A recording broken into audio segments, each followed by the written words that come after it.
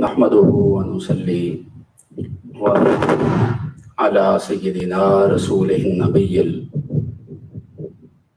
المكين الأمين الكريم الرؤوف الرحيم. أما بعد، فأعوذ بالله من الشيطان الرجيم. بسم الله الرحمن الرحيم. والذين آمنوا أشداء على الكفار رحماء بينهم تراهم ركعا سجدا يبتغون فضلا من الله ورضوانا سيماهم في وجوههم من أثر السجود. صدق الله مولانا العظيم.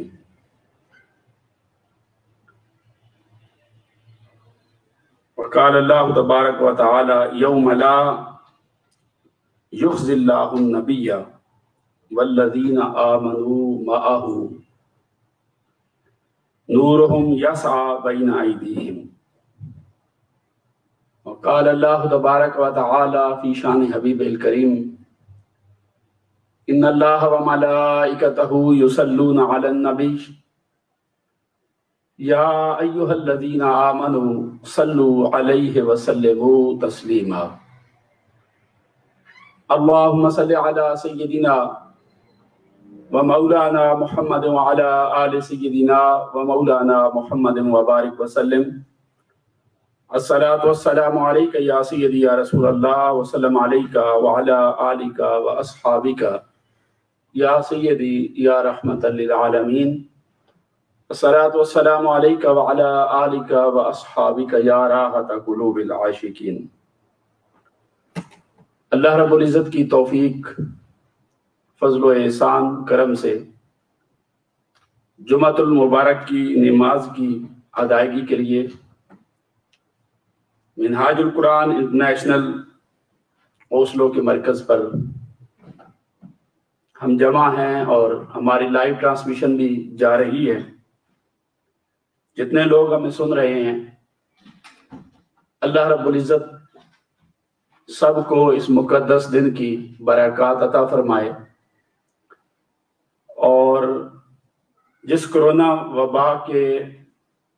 کا شکار ہے پوری کی پوری انسانیت، اللہ رب العزت اسے بچنے کی توفیق دے. اللہ پاک اس وبا کو اٹھائے، انسانیت کو راحت عطا فرمائے، اور جس تکلیف سے انسان اس وقت گزر رہے ہیں، اللہ رب العزت اس تکلیف کا خاتمہ فرمائے اور سب کو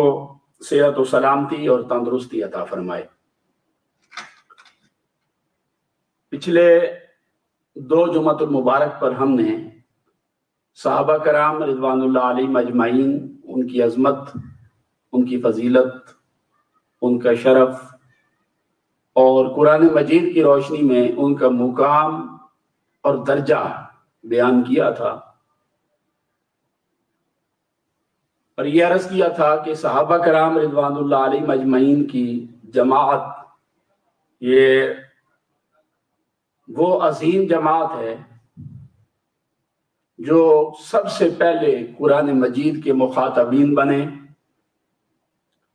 اور جو تائیدار انبیاء صلی اللہ علیہ وآلہ وسلم کی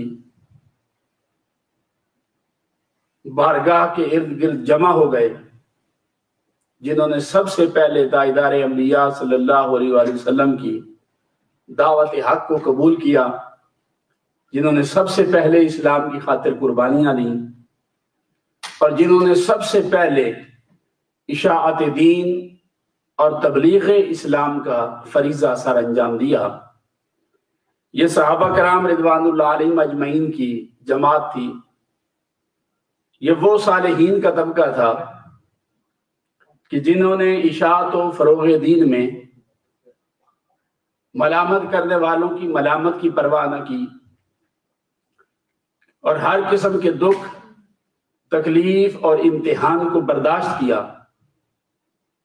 اور صبر اور استقامت کا پہاڑ بنے رہے. جنہوں نے سب سے پہلے اسلام کی خاطر اپنے وطن چھوڑے، اپنے مال کی قربانیاں دی، جان کی قربانیاں دی، اور آقا علیہ الصلوۃ والسلام کے ساتھ شانہ بشانہ فروغ و اشاعت دین میں شریک رہے۔ بلا شبہ یہ بڑی مقدس روحیں تھیں، بڑے پاکیزہ تن تھے، جن کے حوالے سے قرآن مجید فرقان حمید کی روشنی میں پچھلے 2 جمعۃ المبارک پر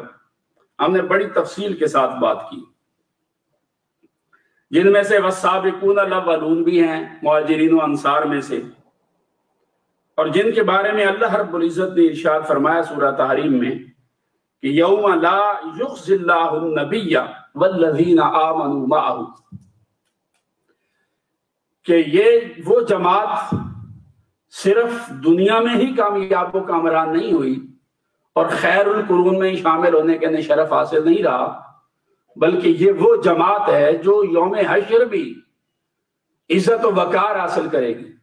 سرخ روئی حاصل کرے گی۔ اس دن بھی ان کے لیے کوئی غم نہیں ہوگا، کوئی خوف نہیں ہوگا، کوئی پریشانی نہیں ہوگی، کوئی حزن نہیں ہوگا، کوئی ملال نہیں ہوگا۔ یہ وہ لوگ ہیں جن سے اللہ رب العزت راضی ہوا، اور جن کے بارے میں اللہ پاک نے ارشاد فرمایا کہ میرے محبوب علیہ الصلوۃ والسلام کی بارگاہ میں رہنے والے یہ لوگ کہ نورہم یسعی بین ایدیہم، کہ قیامت والے دن اللہ رب العزت انہیں نور کا حالہ عطا فرمائے گا، انہیں ایسا نورانی لباس عطا فرمایا جائے گا کہ وہ نور ان کے دائیں بائیں، ان کے آگے پیچھے ان کا طواف کرے گا۔ یہ صحابہ کرام رضوان اللہ علیہ مجمعین کی جماعت ہے، چاہے کوئی مرد ہے یا عورت ہے، کوئی بڑا ہے یا چھوٹا ہے، کوئی ہجرت سے پہلے والا یا بعد والا،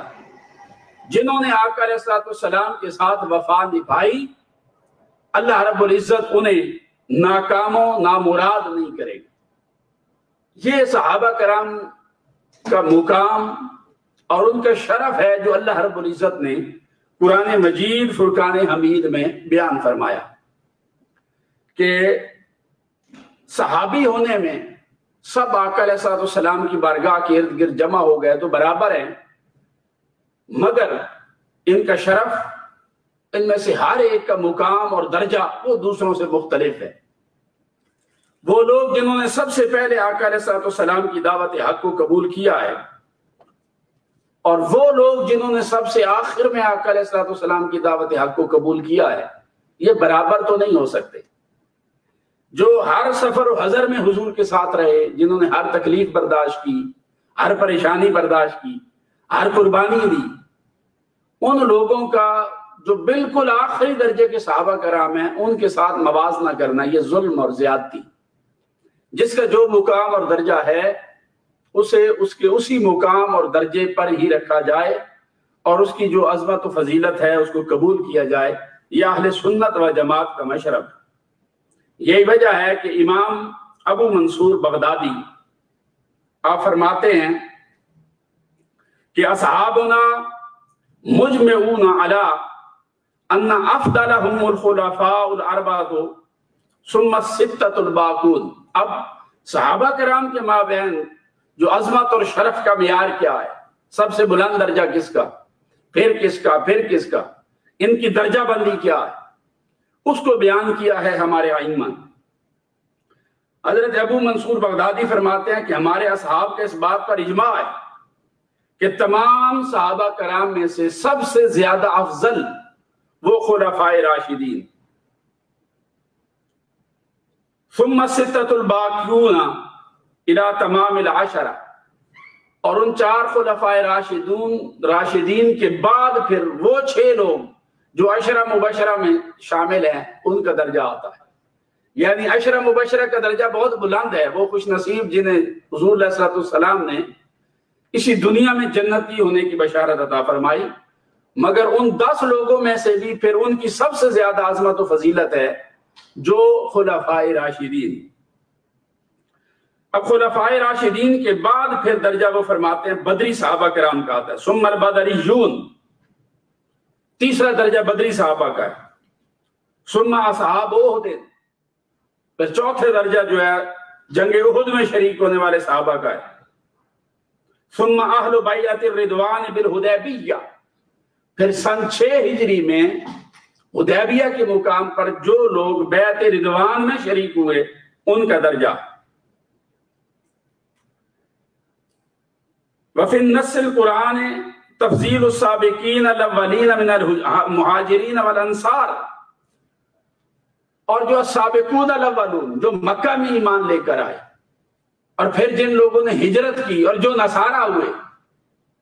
جو ایمان میں سبقت لے جانے والے ہجرت سے پہلے ایمان لے کر آئے، چاہے وہ مکہ میں تھے یا مدینہ میں تھے، پھر ان لوگوں کا درجہ ہے۔ اور یہ وہ لوگ ہیں کہ جن کی فضیلت اللہ رب العزت نے خود قرآن مجید میں بیان فرمائی۔ پھر انصار صحابہ کرام ایمان میں سبقت لے جانے والے لوگوں کا درجہ آتا ہے، جیسے حضرت سعید بن مسیب رضی اللہ تعالیٰ عنہ۔ پھر وہ صحابہ کرام رضوان اللہ علیہم اجمعین بھی ہیں کہ جنہیں قبلتین یعنی بیت المقدس اور بیت اللہ دونوں کی طرف رخ کر کے نماز پڑھنے کی سعادت نصیب ہوئی۔ یہ صحابہ کرام رضوان اللہ علیہم اجمعین کے درجات ہیں، سب کے درجے برابر نہیں، صحابیت کا شرف سب کو حاصل ہے، مگر ان کے درجات میں تفاوت ہے، اختلاف ہے۔ امام شافعی رحمۃ اللہ علیہ فرماتے ہیں کہ جنہوں نے بیعت رضوان میں شرکت کی ان کا درجہ آتا ہے پھر، جبکہ محمد بن کعب القرظی اور عطا بن یسار وہ روایت کرتے ہیں کہ سابقون الاولون سے مراد اہل بدر ہیں۔ امام ابن عبد البر نے ان دونوں کی موافقت کی، یعنی اگر فضیلت دینی ہو تو سب سے پہلے عشرہ مبشرہ میں سے خلفائے راشدین، پھر عشرہ مبشرہ میں سے جو باقی 6 رہ گئے ان کا درجہ آتا ہے، اور تیسرے درجے پر وہ صحابہ کرام رضوان اللہ علیہم اجمعین آتے ہیں جو بدری ہوئے، پھر جنگ احد والے ہوئے، اور پھر بعد ازاں جو بیعت رضوان میں سن 6 ہجری میں شریک ہوئے۔ اب ان میں سے جو پہلا طبقہ ہے جنہوں نے مکہ مکرمہ میں اسلام قبول کیا، جس میں حضرت ابوبکر صدیق ہیں، حضرت عمر فاروق، حضرت عثمان غنی اور مولا کائنات علی شیر خدا رضی اللہ تعالیٰ عنہ اور دیگر صحابہ کرام ہیں جنہوں نے مکہ میں اسلام قبول کیا۔ اب ان کے اپنے اندر بھی ایک درجہ بندی، ان کے اپنے اندر بھی فضیلت اور شرف کا ایک درجہ ہے۔ اب یہ جو مکہ میں ایمان قبول کرنے والے ہیں، ان صحابہ کرام کے اندر امام محی الدین الرحماوی وہ شرح فقہ الاکبر میں فرماتے ہیں کہ یہ جو مسئلہ ہے تفضیل کا، صحابہ کرام میں سے افضل کون ہے، یہ اہل سنت اور اہل تشیع کے درمیان بہت زیادہ مشہور ہے۔ مشاع مسئلۃ التفضیل بین اہل السنہ و شیعہ، اور جو اہل تشیع ہیں فضلوا علیاً، وہ حضرت علی شیر خدا رضی اللہ تعالیٰ عنہ کو سب سے افضل مانتے ہیں، جبکہ اہل سنت کہتے ہیں کہ ان کے درمیان فضیلت ان کی امامت کی نسبت کے اعتبار سے، جو بظاہر امامت میں سب سے پہلے ہے وہ سب سے افضل ہے۔ اور اہل سنت و جماعت میں سے ہی بعض وہ ہیں جو حضرت سیدنا علی شیر خدا رضی اللہ تعالیٰ عنہ کو حضرت سیدہ عثمان غنی رضی اللہ تعالیٰ عنہ پر فضیلت کا میدان رکھتے، اور بعد حضرت عثمان غنی اور حضرت علی شیر خدا کے درمیان میں کسی کو فضیلت نہیں دیتے بلکہ توقف کرتے۔ امام الحرمین امام جوینی رحمت اللہ تعالیٰ علیہ فرماتے ہیں کہ اس مسئلہ میں، یعنی یہ جو افضلیت ہے صحابہ کرام میں، کس کو افضل کہا جائے اور کس کو نہ کہا جائے، یہ ایسا مسئلہ ہے کہ جس کے اندر قطعیت کی کوئی گنجائش نہیں ہے۔ لا طریق الی القطع فی ھذہ المسئلہ، اس مسئلہ میں قطعیت کوئی نہیں، اور وہ سبب اس کا بیان کرتے ہیں کہ ہم قطعی طور پر کسی ایک صحابی کو دوسرے صحابی پر افضل کیوں نہیں کہہ سکتے، اس کی وجہ بیان کرتے ہیں، اور وہ وجہ یہ ہے کہ وہ فرماتے کیونکہ عقل جو ہے انسان کی وہ مستقل نہیں ہے، آپ عقلی بنیاد پر دلائل لے کر آئیں گے، کسی ایک کو دوسرے کے اوپر افضلیت دیں گے تو عقل جو ہے وہ کوئی مستقل شے نہیں ہے، وہ کسی ایک جگہ پر ٹھہرنے والی نہیں ہے، اور اس وجہ سے اب نقلی بنیاد جو ہے، اب نقل آپ مختلف روایات اگر فضیلت میں جمع کریں گے تو وہ آپ کو دونوں طرف کی مل جائیں گی۔ حضرت مولا کائنات علی شیر خدا کی بھی بہت روایات ہیں جو ان کی افضلیت پر دلیل ہے، اور وہ حد تواتر کو پہنچی اور بہت زیادہ ہیں۔ سیدنا صدیق اکبر رضی اللہ تعالیٰ عنہ کی روایات بھی ہیں۔ تو نقل کے اندر بھی اختلاف ہے کہ کس کو کس کے اوپر فضیلت دی جائے۔ اب اس معاملے میں اب وہ فرماتے ہیں کہ قطعی تو کوئی چیز ہے نہیں، اور جو روایات آئیں ظنیات ہیں ان کے اندر بھی جب اختلاف آ گیا تو وہ فرماتے ہیں کہ ظن جو ہے وہ حضرت ابوبکر اور حضرت عمر رضی اللہ تعالیٰ کی فضیلت کے بارے میں ہے، یہ دلیل ظنی ہے۔ اہل سنت و جماعت بھی جو ترتیب قائم کرتے ہیں یہ کوئی قطعی ترتیب نہیں ہے کہ سب سے افضل ابوبکر صدیق اور پھر عمر فاروق اور پھر عثمان غنی اور علی شیر خدا، یہ محض ظنی دلائل ہے۔ اس لیے کہ ان کی فضیلت کے درجات بیان کرنے کے لیے قرآن اور سنت میں واضح طور پر کوئی کسی قسم کی دلیل وارد نہیں ہوئی ہے، یہ محض ظنی دلائل ہے۔ مگر جہاں تک حضرت عثمان غنی اور حضرت علی رضی اللہ تعالیٰ عنہ کا معاملہ ہے تو ان کے معاملے میں تو جو ظنی آراء پائی جاتی ہیں وہ بھی ایک دوسرے کے ساتھ متصادم ہیں، یعنی ابو بکر و عمر کو آپ فضیلت دیتے ہیں تو وہ دلیل قطعی نہیں ہے، نہ ہی حضرت ابوبکر کی فضیلت کے اوپر یا افضلیت کے اوپر صحابہ کرام کا کوئی اجماع ہے۔ دلائل ظنی ہیں وہ حضرت ابوبکر صدیق کے بارے میں بھی ہیں اور باقی صحابہ کرام کے بارے میں بھی ہیں، مگر جب عثمان غنی اور علی شیر خدا کی بات آ جائے تو یہاں پر تو دلیل ظنی میں بھی شدید اختلاف ہے۔ یہ بات کی ہے امام الحرمین امام جوینی رحمت اللہ تعالی علیہ نے۔ یہ پہلا طبقہ ہے جو سب سے افضل صحابہ کرام کے مابین، اور اس میں خلفائے راشدین آتے ہیں۔ پھر دوسرا طبقہ جو ہے وہ دار الندوہ میں جو صحابہ کرام جمع ہوئے ہجرت سے پہلے اور دار الندوہ میں جمع ہوئے اور انہوں نے آقا علیہ السلام کی دعوت کو قبول کیا۔ اب اس دوسرے طبقے میں پھر وہ صحابہ کرام آتے ہیں جیسے حضرت عمر بن خطاب رضی اللہ تعالیٰ عنہ، انہوں نے اسلام قبول کیا اور اپنے اسلام کو ظاہر کیا، اور وہ پھر آقا علیہ السلام کو دار الندوہ کی طرف لے گئے جہاں پر اہل مکہ کی ایک جماعت نے آقا علیہ السلام کی بیعت کی۔ یہ دوسرا طبقہ تھا۔ تیسرا طبقہ جو ہے وہ حبشہ کی طرف ہجرت کرنے والوں کا، اس کے اندر بھی کئی صحابہ اور صحابیات شامل ہیں۔ اور چوتھا طبقہ ان صحابہ کرام کا ہے جنہوں نے بیعت عقبہ اولیٰ کی، اور اس طبقہ کے صحابہ کرام کے حوالے سے کہا جاتا ہے کہ فلاں جو صحابی ہے وہ بیعت عقبہ اولیٰ کرنے والا ہے، فلان عقبی، یہ صحابہ کرام کے درمیان اصطلاح ہوتی تھی۔ اب یہ بیعت عقبہ اولیٰ یہ ہجرت مدینہ سے پہلے آقا علیہ السلام نے فرمائی، اور یہ مدینہ کے لوگوں نے کی ہے بیعت عقبہ اولیٰ، اور یہ ہر سال مینا کے میدان میں ایک میلہ لگا کرتا تھا جس کو عکاظ کا میلہ کہتے تھے۔ وہاں پر پورے کے پورے عالم عرب سے لوگ آتے، جمع ہوتے، وہاں پر سٹالز لگاتے، مارکیٹ لگتی، منڈی لگتی، اپنی اپنی چیزیں بیچتے، اور میلے میں جو کچھ ہوتا ہے وہ وہاں پر ہوتا۔ آقا علیہ السلام لوگوں کو دین کی دعوت دینے کے لیے مینا کے میدان میں لگنے والے اس عکاظ کے میلے میں تشریف لے جاتے تھے۔ وہاں پر حضور علیہ السلام جا کر اللہ کی توحید کی دعوت دیتے۔ مکہ سے لوگ آئے اور انہوں نے آقا علیہ السلام کی اس دعوت کو سنا، اور پہلے سال حضور علیہ السلام کی دعوت کو سن کر جن لوگوں نے ایمان قبول کیا اور آقا علیہ السلام کے دست اقدس پر بیعت کی وہ 7 یا 9 کے قریب افراد تھے جنہوں نے حضور علیہ السلام کی بیعت کی۔ اسی بیعت کو بیعت عقبہ اولیٰ کہا جاتا ہے۔ یہ مدینہ طیبہ میں مینا کے میدان میں یہ ایک علاقہ ہے چھوٹا سا، عقبہ ایک گھاٹی تھی، اس کی بیک سائڈ پر آقا علیہ السلام نے چھپ کر ان کو بلایا، وہاں پر دعوت دی، اپنی توحید کی دعوت کو سمجھایا، انہوں نے قبول کر لیا، اور آقا علیہ السلام کے ہاتھ پر ہاتھ دے کر انہوں نے اس دائرہ ایمان میں وہ لوگ داخل ہو گئے، اور انہوں نے جو بیعت کی یہ بیعت عقبہ اولیٰ تھی۔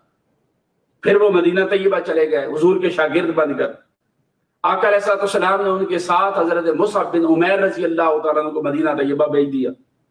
اور اگلے سال پھر وہ لوگ واپس آئے۔ ایک سال حضرت مصعب بن عمیر نے ان کے ساتھ جا کر وہاں پر مختلف قبائل کو مدینہ طیبہ میں اسلام کی دعوت دی۔ اگلے سال جب وہ واپس آئے پھر وہی عکاظ کا میلہ لگا، تو یہاں پر دوبارہ پھر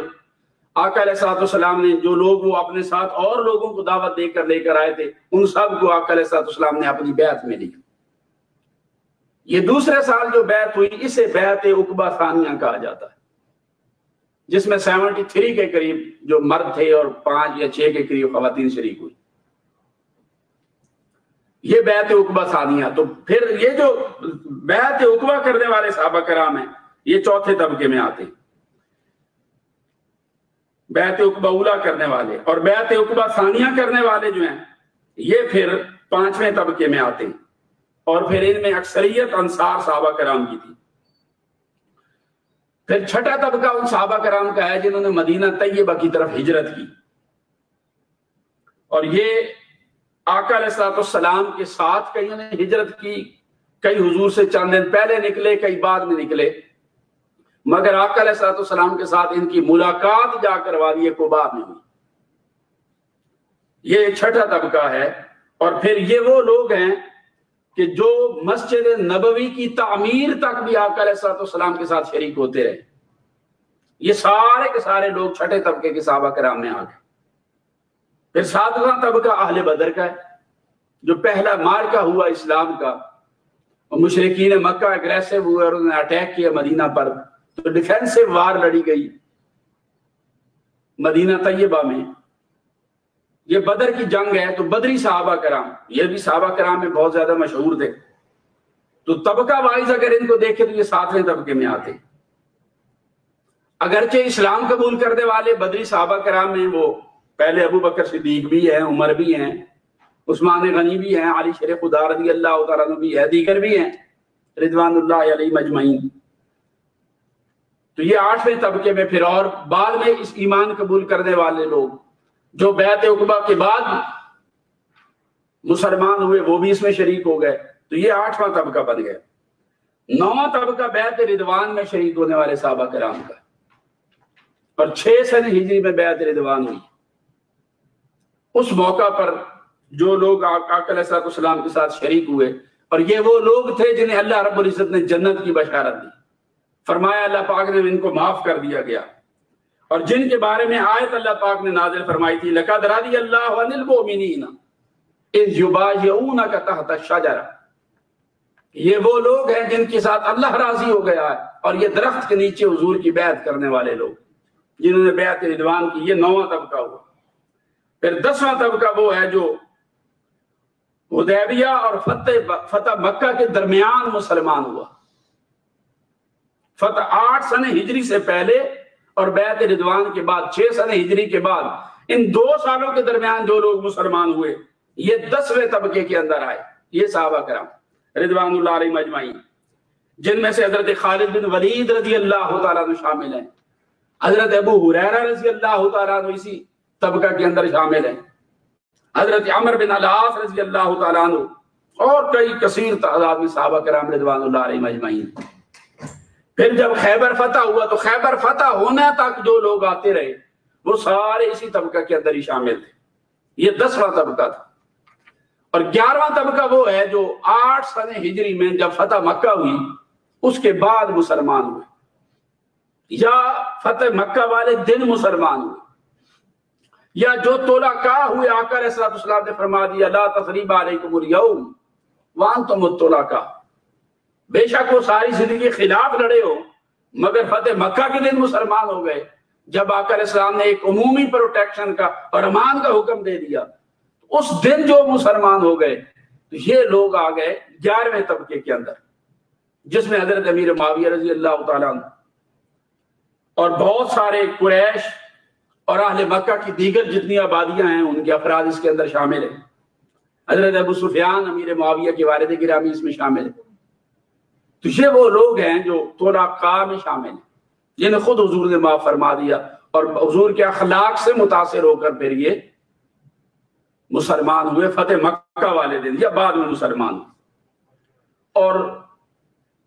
12واں طبقہ ان صحابہ کرام کا ہے کہ جو فتح مکہ کے بعد آقا علیہ الصلوۃ والسلام نے جب خطبہ حجت الوداع دیا خطبہ حجت الوداع یہ 10 سنہ ہجری میں دیا گیا، اور یہ آقا علیہ الصلوۃ والسلام نے اپنی حیات مبارکہ سے تقریباً 3 ماہ پہلے دیا۔ یہی جمعے کا دن تھا، 9 ذی الحج، جمعہ کا دن، حج کرنے کے لیے آئے ہوئے ہیں، اور عرفات کے میدان میں آقا علیہ الصلوۃ والسلام نے خطبہ حجت الوداع دیا۔ اب اس خطبہ حجت الوداع کے اندر بہت سارے بچے بھی شریک تھے، بچے بوڑھے بھی شریک تھے، پرانے صحابہ بھی تھے، اور وہ لوگ جو ابھی بچے ہیں، چھوٹی عمر کے ہیں، وہ بھی بڑے نہیں ہوئے، اور فتح مکہ کے موقع پر بھی وہ بالکل بہت چھوٹے تھے، حضور کی زیارت نہیں کر پائے تھے، وہ آج اس موقع پر یہاں پر آ گئے۔ تو اس میں یہ صحابہ کرام جو بچے تھے، ان کی بہت بڑی تعداد موجود تھی، جن میں حضرت صائب بن یزید، حضرت عبداللہ بن ثعلبہ بن ابی سعیر، اور اس طرح کے چھوٹی عمر کے صحابہ کرام رضوان اللہ علیہم اجمعین شامل تھے۔ یہ وہ طبقہ ہے جو اس دن حجت الوداع والے دن جنہوں نے آقا علیہ الصلوۃ والسلام کی زیارت کی، مسلمانوں کے ہی بچے تھے، والدین مسلمان تھے، حضور کی زیارت نہیں کی تھی پہلے، بچے تھے، مگر 3-4 سال عمر ہے، 5 سال عمر ہے، 6 سال عمر ہے، اس ایج کے اندر 7 سال عمر ہے، 10 سال ہے، اس ایج کے اندر آقا علیہ الصلوۃ والسلام کی زیارت کی ہے حجت الوداع کے موقع پر، جب تکمیل دین کی آیات اتر رہی تھی سورہ مائدہ، اس وقت یہ لوگ مسلمان ہوئے۔ تو یہ اب 12ویں طبقہ کے اندر یہ صحابہ کرام رضوان اللہ علیہم اجمعین یہ شامل ہو۔ اب آج ہم جب بات درجات کی کر رہے ہیں تو صحابی ہونے میں سب برابر ہیں، کیونکہ صحابی وہ ہے جس نے حالت ایمان میں رسول پاک صلی اللہ علیہ وآلہ وسلم کی زیارت کر لی، وہ صحابی ہو گیا۔ مگر صحابی ہونے کے بعد سب کے درجات ہیں، کسی کا درجہ بلند ہے، کسی کا کم ہے۔ اب وہ لوگ جنہوں نے مکہ کے اندر ایمان قبول کیا، حضور کی سب سے پہلی دعوت کو قبول کیا ہے، حضور علیہ السلام کے خلاف کبھی ہتھیار نہیں اٹھائے، لڑے نہیں، اور وہ بھی لوگ ہیں صحابی جو لڑے ہیں کفار کے ساتھ مل کر، بعد میں مسلمان ہوئے، جب مسلمان ہو گئے صحابی ہو گئے۔ مگر اب صحابہ کے مابین درجات سب کے متفاوت ہیں، ڈفرینٹ ہیں، اوپر نیچے ہیں درجے سب کے، کسی کا درجہ بہت بلند ہے، کسی کا بہت نیچے۔ اب جب یہ چیز سمجھ میں آ گئی کہ درجات ہیں صحابہ کرام کے درمیان، اور سب ائمہ نے بیان کی اور 12 طبقات بیان کر دیے صحابہ کرام کے، تو درجات بیان کرنے کے بعد پھر سب سے افضل ترین درجہ صحابہ کرام کے مابین، وہ سب سے پہلا طبقہ وہ آ جاتا ہے ان لوگوں کا طبقہ اولا جو سب سے پہلے حضور کی دعوت کو قبول کر کے ایمان لے آئے، اور وہ پھر 10 مبشرہ میں سے خلفائے راشدین ہو گئے، سیدنا صدیق اکبر رضی اللہ تعالیٰ عنہ، سیدنا فاروق اعظم رضی اللہ تعالیٰ عنہ، سیدنا عثمان غنی رضی اللہ تعالیٰ عنہ، مولا کائنات علی شیر خدا رضی اللہ تعالیٰ عنہ۔ اب ان چاروں کے اندر بھی درجہ بندی ہے، پھر سب سے افضل کس کو کہا جائے، افضلیت کیا ہے، معیار کیا ہے؟ اہل سنت و جماعت کے ہاں اس کے اندر بھی تھوڑا سا اختلاف ہے۔ اہل تشیع تو مولا کائنات کو ہر اعتبار سے افضل مانتے، اہل سنت و جماعت کے ہاں اس کی تقسیم ہے۔ لہذا صحابہ کرام میں سب سے پہلے اسلام کس نے قبول کیا ہے، اس کی بنیاد پر اس کا فیصلہ کیا جاتا ہے۔ لہذا اختلف السلف فی اول اسلام، سب سے پہلے اسلام کس نے قبول کیا، اس معاملے میں اختلاف ہوا۔ فقیل ابو بکر صدیق رضی اللہ تعالیٰ عنہ، کچھ نے کہا کہ یہ سیدنا صدیق اکبر رضی اللہ تعالیٰ عنہ ہے، اور یہ قول کہ سب سے پہلے اسلام قبول کرنے والے سیدنا صدیق اکبر رضی اللہ تعالیٰ عنہ ہیں، یہ حضرت عبداللہ ابن عباس اور حضرت حسان بن ثابت رضی اللہ تعالیٰ عنہ کا قول اور ابراہیم نخعی کا قول ہے۔ یہ 3 صحابہ کہتے ہیں سیدنا صدیق اکبر سب سے افضل ہے۔ دوسرا قول وکیل علی بن ابی طالب رضی اللہ تعالیٰ عنہ، حضرت علی شیر خدا رضی اللہ تعالیٰ عنہ وہ ہیں اول من اسلم، جو سب سے پہلے اسلام قبول کرنے والے۔ اور یہ جو قول ہے یہ حضرت زید بن ارقم کا قول ہے، حضرت ابی ذر غفاری کا قول یہ ہے، حضرت مقداد کا قول یہ، اور بھی کافی سارے صحابہ کرام ہیں۔ اور امام حاکم ابو عبداللہ حاکم نیشہ پوری رحمت اللہ تعالی علیہ وہ فرماتے ہیں کہ لا اعلم خلافا بین اصحاب التاریخ ان علی بن ابی طالب اولهم اسلاما۔ حضرت امام حاکم نیشہ پوری فرماتے ہیں کہ اہل تاریخ کے ہاں مورخین کے قریب اس چیز میں کوئی اختلاف نہیں ہے کہ سب سے پہلے ایمان قبول کرنے والے مولا کائنات علی شیر خدا رضی اللہ تعالیٰ عنہ، اور اکثر صحابہ کرام کا یہ قول ہے، جن میں حضرت ابو ذر و سلیمان الفارسی ہے، و خباب، حضرت سلیمان فارسی ہیں، حضرت خباب بن عرط ہیں، حضرت خزیمہ بن ثابت ہیں، حضرت زید بن ارقم ہیں، حضرت ابو ایوب انصاری ہیں، حضرت مقداد بن اسود رضی اللہ تعالیٰ عنہ کا قول یہ، حضرت یعلا بن مرہ کا قول یہ، حضرت جابر بن عبداللہ کا قول یہ، حضرت سعید بن خدری رضی اللہ تعالیٰ عنہ، سعید الخدری رضی اللہ تعالیٰ عنہ، حضرت انس بن مالک، حضرت عفیف الکندی رضی اللہ تعالیٰ عنہ، یہ سارے صحابہ کرام، ان کا قول یہ ہے کہ سب سے پہلے آقا علیہ السلام کی دعوت اسلام کو قبول کرنے والے وہ مولا کائنات علی شیر خدا رضی اللہ تعالیٰ عنہ۔ اور پھر یہ بھی کہا گیا ہے کہ اول من اسلم زید بن حارثہ، ایک قول یہ بھی ہے کہ سب سے پہلے اسلام قبول کرنے والے حضرت زید بن حارثہ ہیں، اور یہ قول امام معمر نے اور امام زہری نے نقل کیا ہے۔ اور پھر وکیل یہ بھی کہا گیا اول من اسلم خدیجہ ام المؤمنین رضی اللہ تعالیٰ عنہ، کہ آقا علیہ السلام کی زوجہ حضرت ام المؤمنین خدیجہ رضی اللہ تعالیٰ عنہ، آپ وہ ہستی ہیں جنہوں نے سب سے پہلے ایمان قبول کیا۔ اور یہ بات بھی سمجھ آتی کہ سب سے پہلے آپ نے ایمان قبول کیا حضرت خدیجہ الکبریٰ نے۔ بھائی آقا علیہ السلام غار حرا میں تشریف لے گئے، پہلی وحی اتر رہی ہے وہاں پر، اور پہلی وحی میں اقرا بسم ربک الذی خلق آ رہا ہے، حضور فرما رہے ہیں ما انا بقاری، پھر کہا جا رہا ہے پڑھیے رب کے نام سے، اور آقا علیہ السلام 5 آیات خود پڑھ دیتے، جو پہلے کہہ رہے تھے بھی میں پڑھنے والا نہیں ہوں، پھر پڑھ دیتے۔ وہاں سے حضور واپس پلٹے، آقا علیہ السلام کو پسینہ آ رہا تھا، سب سے پہلے آ کر حضرت خدیجہ الکبریٰ کو بتایا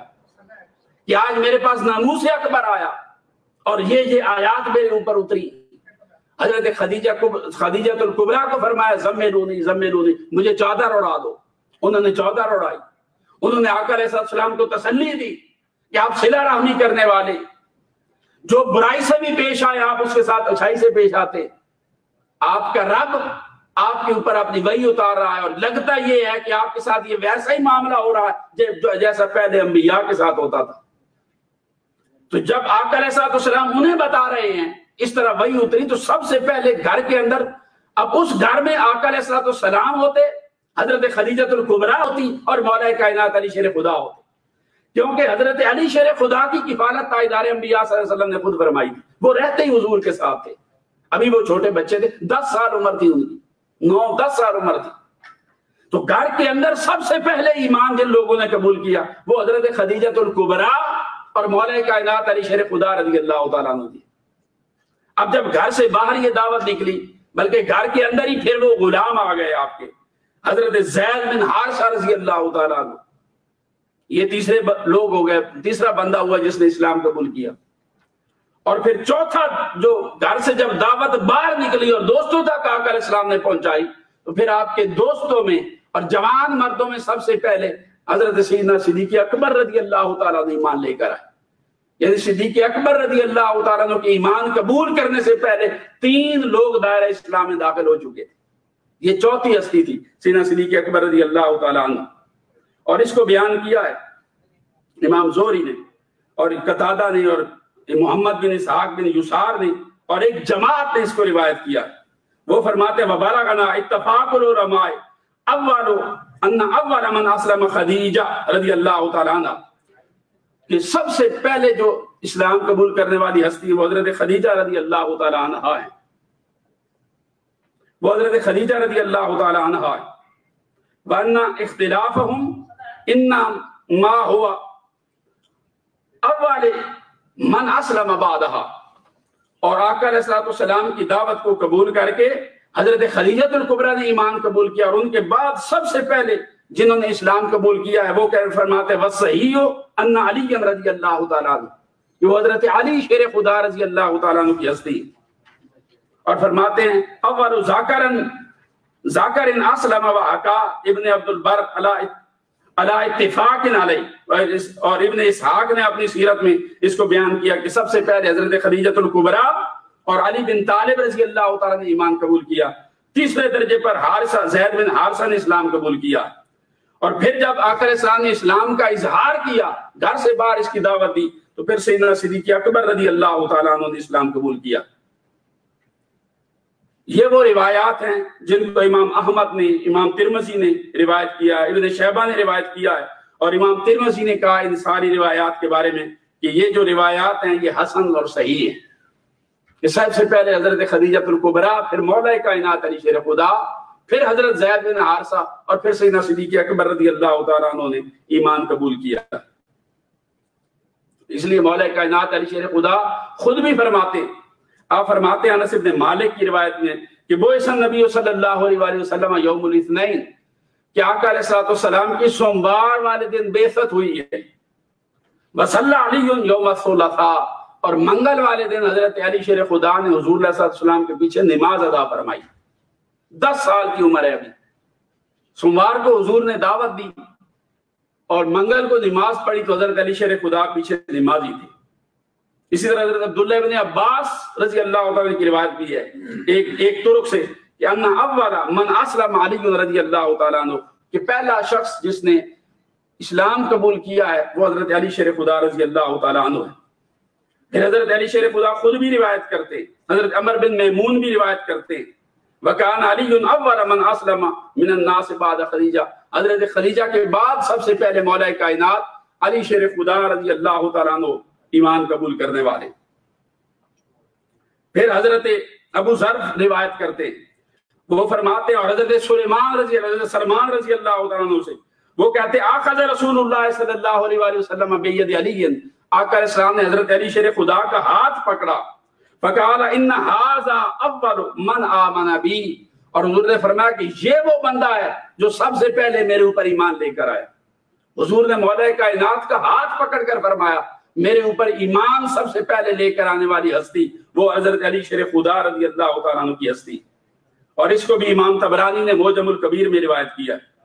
اسی طرح امام ابن شیبہ، امام طبرانی وہ روایت کرتے ہیں حضرت سلمان رضی اللہ تعالیٰ عنہ سے، اول ھذہ الامۃ ورودا علی نبیھا اولھا اسلاما علی بن ابی طالب رضی اللہ تعالیٰ عنہ۔ آقا علیہ السلام نے فرمایا کہ حوض کوثر پر بھی سب سے پہلے میرے ساتھ ملاقات کرنے والی ہستی وہ ہستی ہوگی جو سب سے پہلے میرے اوپر ایمان لے کر آئی، اور پھر حضور نے فرمایا کہ وہ علی ابن ابی طالب رضی اللہ تعالیٰ عنہ۔ تو اس کے اوپر پھر بے شمار روایات ہیں حضرت علی رضی اللہ تعالیٰ عنہ کے اسلام سب سے پہلے قبول کرنے پر، مگر اہل سنت و جماعت اس میں پھر ایک تطبیق کر دیتے۔ وہ تطبیق یوں کرتے ہیں کہ عورتوں میں سب سے پہلے حضرت خدیجہ الکبریٰ ایمان لے آئیں، بچوں میں حضرت علی شیر خدا پہلے ایمان لائے، اور جوان مردوں میں سیدنا صدیق اکبر رضی اللہ تعالیٰ عنہ پہلے ایمان لائے، اور غلاموں میں حضرت زید بن حارثہ رضی اللہ تعالیٰ عنہ سب سے پہلے ایمان لے کر آئے۔ تو یہ اہل سنت و جماعت اس طرح ترتیب کرتے، مگر ترتیب ایمان میں سب سے پہلے حضور کی دعوت کو کس نے قبول کیا ہے؟ وہ حضرت خدیجہ الکبریٰ، حضرت علی شیر خدا، پھر ان کا غلام، اور چوتھے درجے پر آ کر سیدنا صدیق اکبر رضی اللہ تعالیٰ عنہ۔ جب دعوت گھر سے باہر نکلی اس وقت سیدنا صدیق اکبر رضی اللہ عنہ چوتھے شخص ہیں، مگر یہ چاروں ہستیاں اب ان میں سے چوتھے نہیں پانچویں شخص حضرت ابوبکر صدیق ہے، کہ حضرت خدیجہ الکبریٰ، حضرت علی شیر خدا، حضرت زید بن حارثہ، اور پھر حضرت ابوبکر صدیق رضی اللہ، ہاں وہ چوتھے شخص بنتے ہیں جنہوں نے اسلام قبول کیا۔ تو یہ صحابہ کرام رضوان اللہ علیہم اجمعین کے مابین ایک درجہ بندی تھی فضیلت کی، اور وہ اس کا طریقہ جس نے سب سے پہلے قبول کیا اس کا درجہ سب سے بلند، جس نے سب سے آخر میں قبول کیا اس کا اس سے کم۔ یہ ترتیب ہے صحابہ کرام کی، اور 12 درجات بن گئے جو حضور سیدی شیخ الاسلام نے اپنی، ان کی یہ بڑی شاندار کتاب ہے عظمت صحابیت اور حقیقت خلافت، اس کے اندر یہ 12 طبقات کیسے کیسے صحابہ کرام کے بنے انہوں نے تفصیل کے ساتھ اس کا تذکرہ کیا۔ آپ اس کی تفصیلات اس کتاب میں پڑھ لیں۔ اب صحابہ کرام کے مابین یہ ترتیب ہے۔ اب ان میں سے افضل ترین جو ہستیاں حضور علیہ السلام کی بارگاہ میں، وہ آقا علیہ السلام کے گھر والی، جنہیں حضور کا صحابی ہونے کا شرف بھی حاصل ہے اور اہل بیت ہونے کا شرف بھی حاصل ہے۔ ہر اہل بیت صحابی ہے، مگر ہر صحابی اہل بیت نہیں ہے۔ اہل بیت یہ خاص تن ہے، اور پھر اہل بیت میں سے سب سے مقدس ہستیاں وہ مولا کائنات علی شیر خدا، سیدۃ نساء العالمین فاطمۃ الزہرا سلام اللہ علیہا، मखदूमा कायनात की हस्ती, सईदा कायनात की हस्ती है। फिर आप देखिए इन दो मुकद्दस हस्तियों के बाद हजरत मौला कायनात अली शेर खुदा, हजरत सीदा फातिमा ज़हरा, वो पैदा बाद में, वो पैदा तो हुजूर सल्लल्लाहु की बेसत से 5 साल पहले हो गई थी, हजरत फातिमा ज़हरा सलामुल्लाह अलैहा। और जब आका अलैहिस्सलाम ने हिजरत मुबारक का फरमाई है तो उस वक्त हजरत फातिमा ज़हरा की उम्र मुबारक 17 साल या 18 साल थी। तो अब आजकल एक इशू जो पाकिस्तान में चल रहा है वो हजरत सैयदतुन निसाइल आलमीन फातिमा ज़हरा की बेअदबी और गुस्ताखी का चल रहा है। अल्लाह रब्बुल इज्जत, ये बड़ी मुकद्दस हस्तियां, ये बड़ी मुकद्दस हस्तियां, ये वो हस्तियां हैं जिन्होंने अपना तन मन धन ताइदार अंबिया सल्लल्लाहु अलैहि वसल्लम की ज़ात मुबारका पर कुर्बान किया, जिन्होंने सबसे पहले हुजूर के लिए कुर्बानी दी। अली शेर खुदा वो हस्ती हैं कि जिनको आका अलैहिस्सलाम ने हमेशा जिंदगी भर हमेशा मुंतखब फरमाया, जो इंतखाब रसूल रहे। बदर के मौका पर जितने लोग 70 के करीब कुफार मारे गए, आधे से ज्यादा सिर्फ अली शेर खुदा ने उनको वास्ते जन्म दिए। हर जंग में बुनियादी कलीदी किरदार अदा करने वाले अली शेर खुदा और हमेशा इंतखाब रसूल रहने वाले अली शेर खुदा और उनकी अहलिया मोहतरमा सैयदतुन निसाइल आलमीन के जिनका निकाह इस दुनिया में होने से पहले आसमानों में मुनक्किद हुआ। अल्लाह रब्बुल इज्जत ने वहां पर उसका एहतिमाम किया। ये वो सैयदतुन निसाइल आलमीन के जिनके घर में मलाइका भी बगैर इजाजत दाखिल नहीं होते। ये वो सैयदतुन निसाइल आलमीन रज़ी अल्लाह जिन्हें आज गुनाहगार कह दिया गया। 14 सदियों में किसी ने सैयदा निसाइल आलमीन के लिए खता की निस्बत नहीं की, उन्हें खताकार नहीं कहा। जिनके घर में फरिश्ता बगैर इजाजत दाखिल नहीं होता, जो हुजूर की बारगाह में आए तो आका अलैहिस्सलाम खड़े हो जाएं, उनका हाथ पकड़े, फकब्बरा बियदिहा, उनका हाथ पकड़कर चूमे और कहें कि मेरे माँ बाप तुझ पर कुर्बान हो जाए मेरी फातिमा, और अपनी चादर बिछाकर उसके ऊपर बिछाएं। ये वो हजरत सैयद मखदूमा कायनात हैं कि उम्मुल मोमिनीन आयशा सिद्दीक़ा फरमाती, हुजूर के विसाल के बाद हमने देखा कि किसी का उठना बैठना, नशिस्त बर्खास्त, बोलचाल, लबो लहजा आका अलैहिस्सलाम के साथ इतना मुमासिल नहीं था जितना हजरत निसाउल आलमीन फातिमा ज़हरा का था, जिन्होंने आका अलैहिस्सलाम को हाथ दिखाए चक्की पीस पीस के छाले बने हुए। हुजूर अलैहिस्सलाम ने फरमाया कि बेटी बोलो क्या मांगती, चाहती हो तो गुलाम दे देता हूं और चाहो तो तुम्हें सैयदतुन निसाइल आलमीन, सारी जन्नती जो खवातीन हैं उनका सरदार बना दिया जाए। अब देखिए इन्होंने दुनिया तलब नहीं की, दुनिया की का तकलीफ बर्दाश्त कर लेंगे, दुनिया की मुसीबत बर्दाश्त कर लेंगे, ये तो चंद दिन की दुनिया है, इसका कोई तमा और लालच नहीं। इन्होंने हमेशा आखिरत को तरजीह दी। ये वो हस्ती हैं सैयदतुन निसाइल आलमीन फातिमा ज़हरा सलामुल्लाह अलैहा। ये बहुत बड़ी जसारत है उनके बारे में खता की निस्बत करना, ये उनकी बेअदबी और उनकी तौहीन है। और जिन लोगों ने ये किया है उनके लिए जरूरी है कि वो अलाल एलान तौबा करें, रुजू करें और ये फासिकों वाला अकीदा ना फैलाएं, उम्मत के इजमाई अकायद के खिलाफ मत चलें।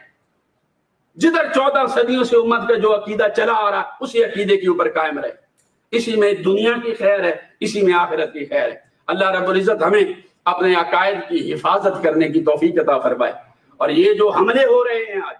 अहले बैत पाक के ऊपर, उनकी नमूस पर, अजमत पर, और ये नासिबियत को प्रमोट किया जा रहा, परवान चढ़ाया जा रहा है, अल्लाह पाक हमें इन फितनों से बचने की तौफीक अता फरमाए। ये अहले बैत पाक का घराना वो है, इनकी निस्बत हुजूर ने फरमाया कि तुम्हारी दुनिया की कामयाबी इनकी निस्बत से है और तुम्हारी आखिरत की कामरानी भी इसी निस्बत की वजह से तुम्हें नसीब होगी। इनकी मोहब्बत कुरान में खुदा ने मांगी है, ला असअलुकुम अलैहि अजरन इल्ला अल मवद्दत फिल कुर्बा।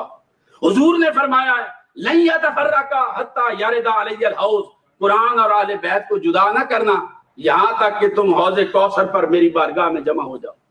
तो हमें कुरान और हौज़े कौसर का हमेशा दामन थामे रखने की आका अलैहिस्सलाम ने तरबियत दी है। और आखिरी खुतबा हिज्जतुल विदा में भी यही बात कह कर गए कि कुरान और अहले बैत को न छोड़ना। इतनी बदकिस्मती है कि आज कोई जाकर उनकी जात को उनको खताकार कहे, उनको गुनाहगार कहे, माज़अल्लाह। ये आपका अलैहिस्सलाम की 1400 साल उम्मत के इजमाई जो अकीदा था उसके ऊपर डाका डालने के मुतरादिफ है। जिन लोगों ने किया है उनके लिए वाजिब है कि वो तौबा करें और अल्लाह पाक हमें अहले बैत पाक की निस्बत, उनकी गुलामी और संगत हमेशा अता फरमाए, इसी पर जिंदा रखे اور اسی پر موت عطا فرمائے۔ وما علینا الا البلاغ المبین۔